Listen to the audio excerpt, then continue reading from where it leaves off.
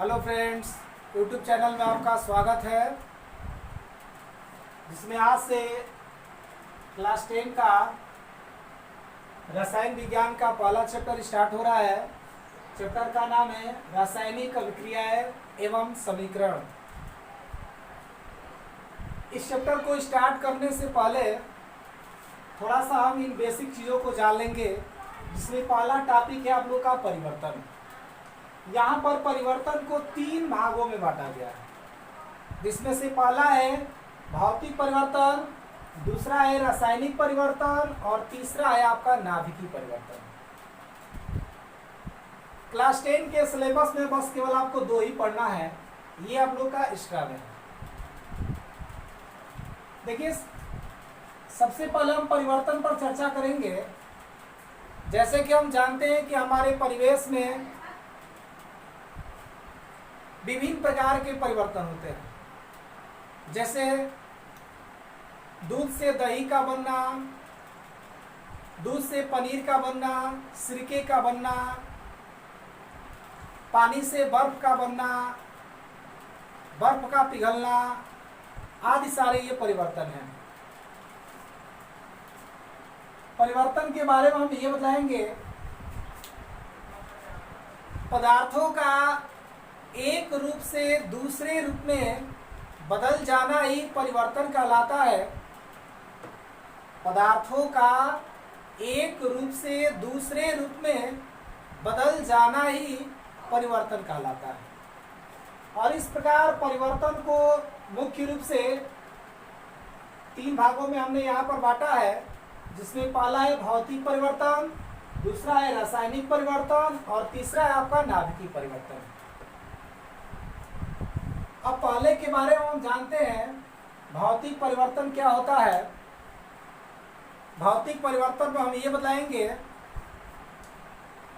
कि ऐसा परिवर्तन जिसमें कोई नया पदार्थ नहीं बनता है, तो इस प्रकार के परिवर्तन को हम भौतिक परिवर्तन के नाम से जानते हैं। इसमें एक नोट पढ़ेंगे, जिसमें पहला होगा आपका भौतिक परिवर्तन में पदार्थों की जो भौतिक अवस्था होती है, जैसे आकृति हो, आकार हो, आयतन हो, दशा हो, इसमें परिवर्तन हो जाता है। लेकिन इसी में जो दूसरा पॉइंट पढ़ेंगे, भौतिक परिवर्तन में पदार्थों का जो रासायनिक गुण होता है या उसका जो संघटन होता है, इसमें किसी भी प्रकार का कोई परिवर्तन नहीं होता है। एग्जाम्पल के तौर पर भौतिक परिवर्तन बहुत सारे हैं। एग्जाम्पल के तौर पर बहुत सारे बदला सकते हैं। देखिए, यहाँ पर पहला बदला सकते हैं ताप में परिवर्तन, दूसरा बदला सकते हैं रंग में परिवर्तन, तीसरा बदला सकते हैं एग्जाम्पल में आकृति में परिवर्तन, चौथा बता सकते हैं आकार में परिवर्तन। ये सभी आपके भौतिक परिवर्तन के एग्जाम्पल हैं। उसी प्रकार से आपका अगला टॉपिक है रासायनिक परिवर्तन।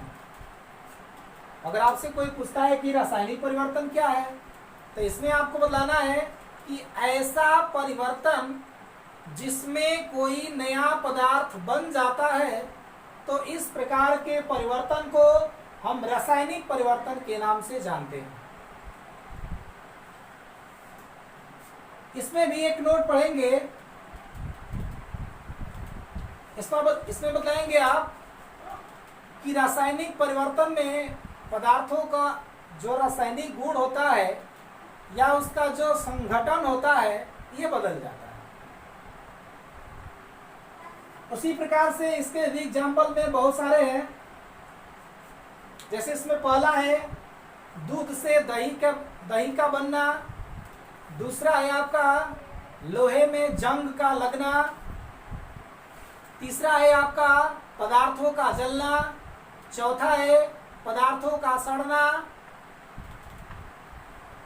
उसके बाद कुछ परिवर्तन भी है, जैसे अपरूपी परिवर्तन, समावयवी परिवर्तन या अपघटन अभिक्रिया भी होती है। ये सभी आपके रासायनिक परिवर्तन के एग्जाम्पल होते हैं। और उसी क्रम में है तीसरा आपका नाभिकीय परिवर्तन। इसमें हम ये बताएंगे कि ऐसा परिवर्तन जिसमें परमाणु नाभिक का संघटन बदल जाता है, तो इस प्रकार के परिवर्तन को हम नाभिकीय परिवर्तन के नाम से जानते हैं। जैसे एग्जाम्पल के तौर पर आप बता सकते हैं, इसके एग्जाम्पल के तौर पर बता सकते हैं। देखिए यहाँ पर Ra रेडियम है, इसका परमाणु क्रमांक 86 होता है, द्रव्यमान संख्या 226 होता है। और ये आपका रेडान होता है, इसका परमाणु क्रमांक 84, द्रव्यमान संख्या 222 होता है। और यहाँ पर 2He4 हीलियम का नाभिक। अभी हमने परिभाषा बताया नाभिकीय परिवर्तन का कि ऐसा परिवर्तन जिसमें परमाणु नाभिक का संघटन बदल जाता है, तो इस प्रकार के परिवर्तन को हम नाभिकीय परिवर्तन के नाम से जानते हैं। जैसे रेडियम स्वतः विघटित होकर रेडान में क्या हो रहा है, चेंज हो रहा है। यानी कि यहाँ पर परमाणु नाभिक का जो संघटन है वो बदल रहा है, इसलिए यह आपके नाभिकीय परिवर्तन का एग्जाम्पल होगा। इसी क्रम में आगे हम चलते हैं।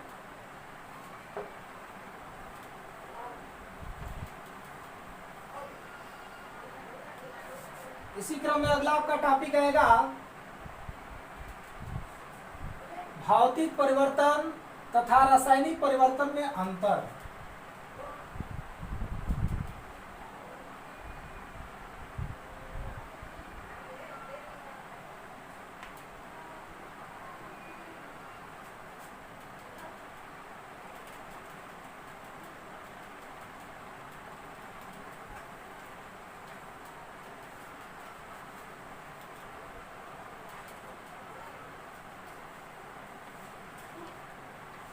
ये टॉपिक रहा भौतिक परिवर्तन तथा रासायनिक परिवर्तन में अंतर। देखिए इसका अंतर भी हम देख लेते हैं। ऐसे दो कॉलम बना लेंगे, एक साइड में लिख देंगे भौतिक परिवर्तन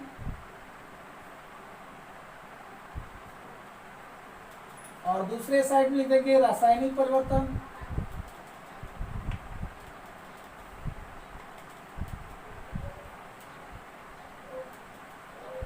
इसमें अंतर जानेंगे। देखिए भौतिक परिवर्तन में पहला बतलाएंगे कि भौतिक परिवर्तन में कोई नया पदार्थ नहीं बनता है। पहला अंतर ये हो गया। इसमें पहला बतलाएंगे रासायनिक परिवर्तन में नया पदार्थ बन जाता है। इसमें दूसरा टॉपिक बतलाएंगे भौतिक परिवर्तन में पदार्थों की भौतिक अवस्था जैसे आकृति, आकार, आयतन, दशा इसकी बदल जाती है। लेकिन इसमें दूसरा टॉपिक बदलेंगे रासायनिक परिवर्तन में पदार्थों का जो रासायनिक गुण होता है या उसका जो संघटन होता है ये आपके बदल जाते हैं।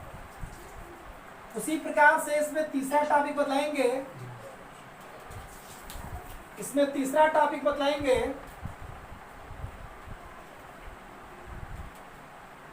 भौतिक परिवर्तन में पदार्थों का जो द्रव्यमान होता है वो एकदम निश्चित होता है। लेकिन इसमें तीसरा टॉपिक बतलाएंगे रासायनिक परिवर्तन में पदार्थों का जो द्रव्यमान होता है ये बदल जाता है। उसी प्रकार से इसमें चौथा टॉपिक बतलाएंगे भौतिक परिवर्तन में पदार्थों का जो भार होता है ये निश्चित होता है। और इसमें चौथा टॉपिक ये बतलाएंगे कि रासायनिक परिवर्तन में पदार्थों का जो भार होता है ये बदल जाता है। उसी प्रकार से इसमें पांचवा टॉपिक बतलाएंगे भौतिक परिवर्तन एक अस्थायी परिवर्तन होता है और इसमें पांचवा टॉपिक बताएंगे कि रासायनिक परिवर्तन एक अस्थायी परिवर्तन होता है। उसी प्रकार से छठवां टॉपिक इसमें बताएंगे भौतिक परिवर्तन में पदार्थों की जो आंतरिक रचना होती है इसमें किसी भी प्रकार का कोई बदलाव नहीं होता है, लेकिन इसमें बताएंगे कि रासायनिक परिवर्तन में पदार्थों की जो आंतरिक रचना होती है ये बदल जाती है। उसी प्रकार से अगले टॉपिक पर चलते हैं हम।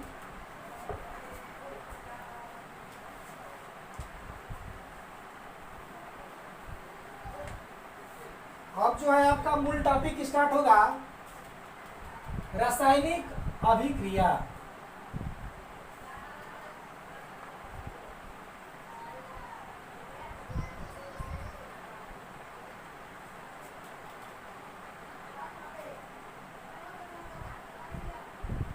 रासायनिक अभिक्रिया, केमिकल रिएक्शन। देखिए जानेंगे हम रासायनिक अभिक्रिया क्या होता है। बहुत सिंपल टॉपिक है, इसको समझेंगे ध्यान से। बताएंगे इसमें वह अभिक्रिया जिसमें एक या एक से अधिक पदार्थ परस्पर अभिक्रिया करके नए पदार्थ बनाते हैं, जिसमें नए पदार्थ का जो भौतिक और रासायनिक गुण होता है वो मूल पदार्थों के भौतिक और रासायनिक गुणों से भिन्न होता है। तो इस प्रकार की अभिक्रिया को हम रासायनिक अभिक्रिया के नाम से जानते हैं। एक बार और देख लीजिए, इसमें बताएंगे वह अभिक्रिया जिसमें एक या एक से अधिक पदार्थ परस्पर अभिक्रिया करके नए पदार्थों का निर्माण करते हैं, तो इस प्रकार की अभिक्रिया को रासायनिक अभिक्रिया कहते हैं। जिसमें नए पदार्थों का जो भौतिक और रासायनिक गुण होता है वो मूल पदार्थों के गुणों से क्या होता है, अलग होता है। जैसे एग्जाम्पल के तौर पर देख लीजिए, ये आपका रहा मैग्नीशियम और ये आपका रहा ऑक्सीजन। जब मैग्नीशियम धातु को ऑक्सीजन के साथ जलाते हैं या दहन कराते हैं तो आपका मैग्नीशियम ऑक्साइड का एक सफेद चूर्ण प्राप्त होता है। जिसमें मैग्नीशियम ऑक्साइड के सफेद चूर्ण का जो भौतिक और रासायनिक गुण होता है वो मैग्नीशियम धातु के भौतिक और रासायनिक गुणों से क्या होता है, भिन्न होता है। यानी कि इसके भौतिक और रासायनिक गुण और इसके भौतिक और रासायनिक गुण आपस में क्या होते, समान नहीं होते बल्कि डिफरेंट होते हैं। उसी प्रकार से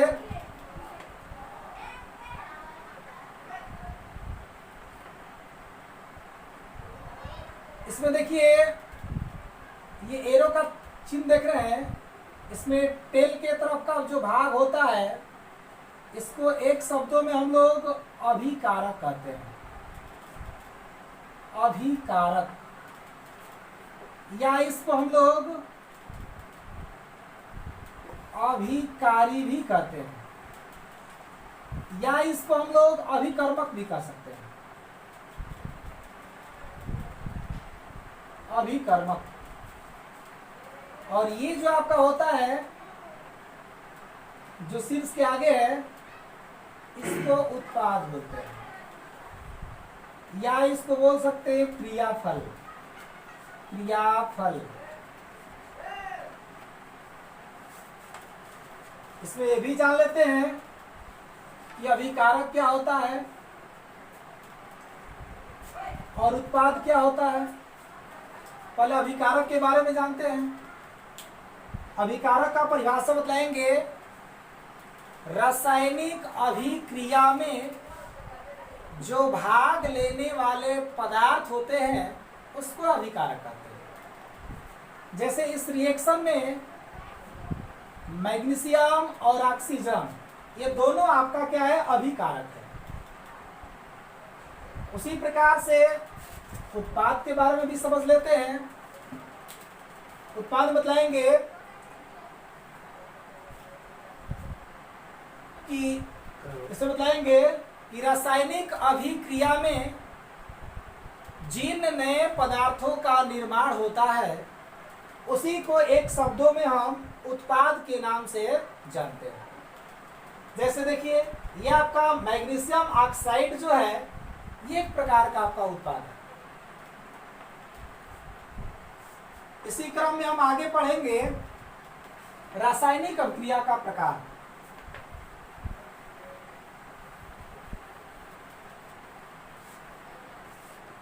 हमारा अगला टॉपिक है रासायनिक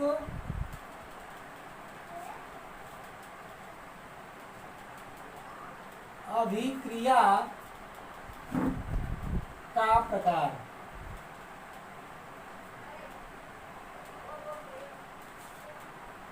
रासायनिक अभिक्रिया के प्रकार में पहला आपका टॉपिक है संयोजन अभिक्रिया, कॉम्बिनेशन रिएक्शन।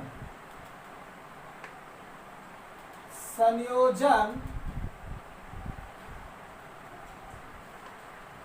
अभिक्रिया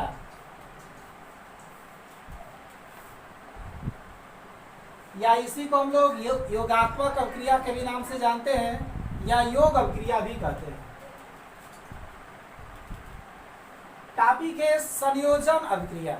देखिए इसमें क्या होता है कि संयोजन अभिक्रिया में अभिकारक कितना भी हो सकता है, लेकिन जो आपका उत्पाद बनेगा वो हमेशा एकल ही बनेगा। जैसे मान लीजिए आपका कोई एक अभिकारक ए हो गया और आपका दूसरा अभिकारक बी हो गया, लेकिन यहाँ पर जो आपका उत्पाद बनेगा ये केवल एक ही बनेगा। जैसे मान लीजिए सी, ये एकल उत्पाद बनेगा। उसी प्रकार से एक और देख लीजिए, जैसे एक अभिकारक आपका हो गया ए, दूसरा आपका अभिकारक हो गया बी, तीसरा आपका अभिकारक हो गया सी, लेकिन जो आपका उत्पाद बनेगा वो हमेशा एकल ही बनेगा। यानी कि आप मान लेते हैं डी। ऐसे तो अभिकारक कितना भी हो सकता है, लेकिन जो आपका उत्पाद होगा वो आपका एकल होगा। एकल बने एक ही उत्पाद होगा। इसीलिए संयोजन अभिक्रिया का परिभाषा हम बतलाते हैं, हम दो तरीकों से बतलाएंगे। संयोजन अभिक्रिया में पहला परिभाषा आप देखिए, सबसे पहले इसका परिभाषा एक हम अभिकारक और उत्पाद के आधार पर बतलाएंगे। जैसे देखिए इधर वाला भाग आपका अभिकारक है और इधर वाला भाग आपका उत्पाद है। तो यहीं से परिभाषा बन गया संयोजन अभिक्रिया का। इसे बताएंगे वह रासायनिक अभिक्रिया जिसमें दो या दो से अधिक अभिकारक परस्पर संयोग करके एकल उत्पाद का निर्माण करते हैं, तो इस प्रकार की अभिक्रिया को हम संयोजन अभिक्रिया के नाम से जानते हैं। एक बार और देखिए, बतलाएंगे संयोजन अभिक्रिया में वह रासायनिक अभिक्रिया जिसमें दो या दो से अधिक अभिकारक परस्पर संयोग करके एकल उत्पाद का निर्माण करते हैं, तो इस प्रकार की अभिक्रिया को हम संयोजन अभिक्रिया के नाम से जानते हैं। दूसरा भी परिभाषा इसका देख लीजिए। दूसरा परिभाषा उसी तरह से बताएंगे कि वह रासायनिक अभिक्रिया जिसमें दो या दो से अधिक पदार्थ परस्पर क्रिया करके एक ही पदार्थों का निर्माण करते हैं, तो इस प्रकार की अभिक्रिया को भी हम संयोजन अभिक्रिया के नाम से जानते हैं। जैसे एग्जाम्पल के तौर पर देखिए, एग्जाम्पल के तौर पर जैसे कार्बन को ऑक्सीजन के साथ जब दहन कराएंगे, चाहे कोयले को ऑक्सीजन के साथ जलाएंगे, तो यहां पर आपको मिलेगा कार्बन डाइऑक्साइड गैस। तो देखिए इसमें आपका अभिकारक दो है, लेकिन जो उत्पाद बना है वो आपका एकल है। उसी प्रकार से एक और एग्जांपल, जैसे गंधक को यानी कि सल्फर को भी जब ऑक्सीजन के साथ दहन कराएंगे, तो यहां पर आपको मिलेगा SO2 सल्फर डाइऑक्साइड गैस। तो यहां भी देखिए अभिकारक दो है, लेकिन यहां पर भी जो उत्पाद बना है वो आपका एकल है। तो ये रहा आपका संयोजन अभिक्रिया है। संयोजन अभिक्रिया की एग्जाम्पल में और सारे हैं, उसको भी देख लीजिए।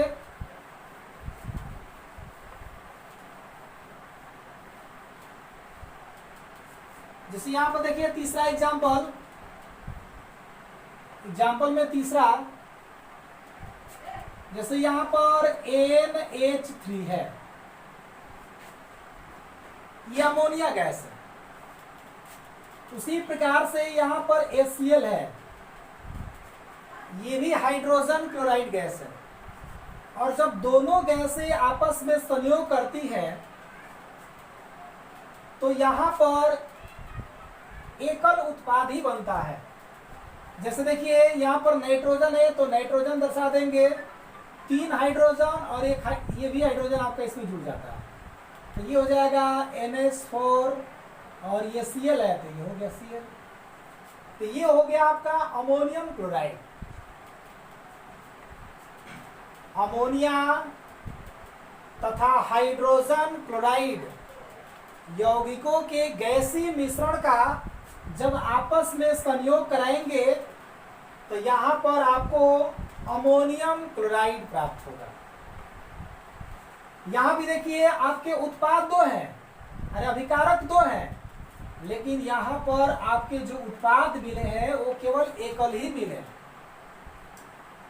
उसी प्रकार संयोजन अभिक्रिया की एग्जाम्पल एल्कीन और एल्काइनों में भी आते हैं। जैसे देखिए यहां पर चौथा एग्जाम्पल,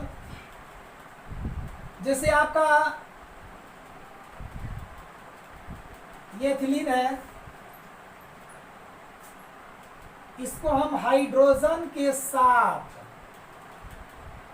तप्त निकिल चूर्ण की उपस्थिति में 200 से 300 डिग्री सेल्सियस पर जैसे ही क्रिया कराते हैं, तो यहां पर आपको मिल जाता है एथेन। यहां पर देखिए CH2 डबल बॉन्ड CH2, ये आपका एथिलीन है, ये आपका एथिलीन है। और एथिलीन को तप्त निकिल चूर्ण की उपस्थिति में 200 से 300 डिग्री सेल्सियस ताप पर जैसे ही हम हाइड्रोजन के साथ हाइड्रोजनीकरण की क्रिया कराते हैं, तो यहां पर हमको मिलता है एथेन। तो यहां भी देखिए अभिकारक दो हैं, लेकिन यहां पर जो उत्पाद बना है वो एकल है। और इस रासायनिक अभिक्रिया का उपयोग हम तेलों के हाइड्रोजनीकरण में भी करते हैं। उसी प्रकार से एक और एग्जांपल देख लीजिए, जैसे आपका एसिटिलीन हो जाए, HC ट्रिपल बॉन्ड CH, ये आपका एसिटिलीन है, जिसका और सूत्र होता है C2H2। और एसिटिलीन को भी हम हाइड्रोजन के साथ